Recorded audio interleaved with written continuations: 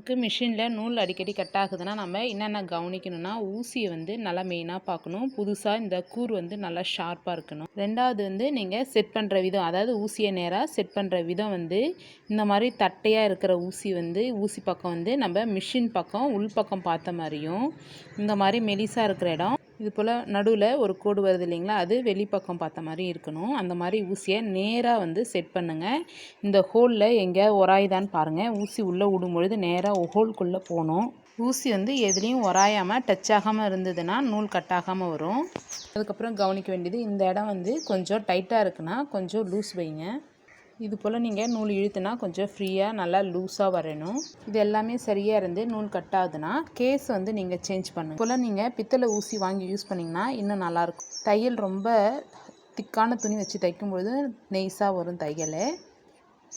இந்த ஸ்க்ரூவை வந்து நம்ம டைட் பண்ணி